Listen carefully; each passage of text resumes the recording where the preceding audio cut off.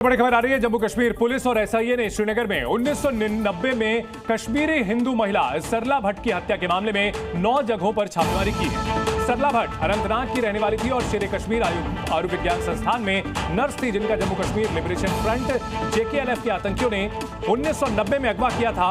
Gangrape के बाद उनकी हत्या कर दी गई थी और इस पूरे मामले में अब छापेमारी की गई है। एसआईए और पुलिस की टीम ने 8 जगहों पर छापेमारी की है और जेकेएलएफ के चीफ यासीन मलिक के घर पर छापेमारी की कार्रवाई की गई है। 35 साल पहले सरला भट्ट की बेरहमी से हत्या कर दी गई थी। उससे पहले उनके साथ सामूहिक दुष्कर्म किया गया था। तब कश्मीरी पंडितों का बड़े पैमाने पर पलायन हुआ था। और इस बड़ी खबर पर हमारे सहयोगी खालिद हमारे साथ जुड़ चुके हैं। खालिद, 35 साल बाद जो ये छापेमारी हो रही है, इसको लेकर के क्या जानकारी मिल रही है?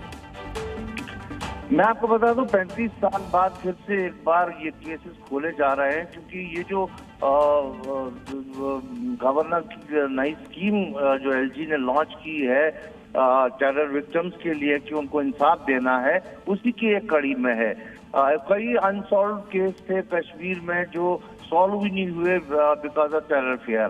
तो अब चूंकि माहौल सुधरा है और इंसाफ लोगों को चाहिए, उसी मामले में आज एसआईए ने जो है यहाँ पर रेड किए हैं, 8 जगह पर रेड किए हैं, जिनमें मुख्य बात यह है कि जम्मू कश्मीर लिबरेशन फ्रंट के चीफ यासीन मलिक, जो अभी फिलहाल तिहाड़ जेल में है, उम्र कैद की सजा काट रहे हैं, और उनके घर पर भी रेड हुई है। दरअसल मामला सरला भट्ट का है।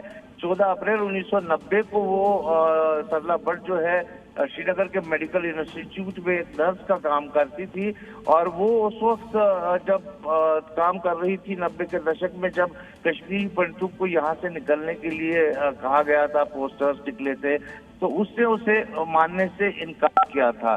तो इसी वजह पर जो है उसको एब्डक्ट किया गया था 14 अप्रैल को, और 19 अप्रैल 1990 की में उसके शव जो है बिल्कुल बहुत पुराना मामला है खालिद। इस पूरे मामले में यासीन मलिक के घर पर छापेमारी की गई है। क्या ये जानकारी है कि कौन कौन से आरोपी, कौन कौन से लोग थे जिन पर इस मामले में शामिल होने का शक था या आरोप लगा था, और उसमें से कितने जीवित बचे हैं? देखिए, उस वक्त जो है एक तो यासीन हेड कर रहा था जम्मू कश्मीर लिबरेशन फ्रंट को, और जम्मू कश्मीर लिबरेशन फ्रंट के बिट्टा कराटे थे, और भी 2-4 लोग थे, लेकिन एग्जैक्ट कोई भी नाम जो है सामने नहीं हुआ कि ये अनसॉल्व्ड केस था।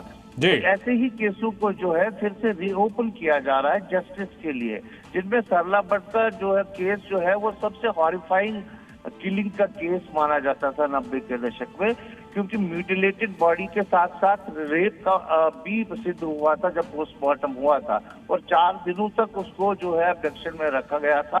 19 अप्रैल को मलबाग डाउनटाउन में उसका शव मिला था। ठीक है, बिल्कुल, बहुत शुक्रिया खालिद इस पूरी जानकारी के लिए। तो 35 साल बाद इंसाफ की आस जगी है।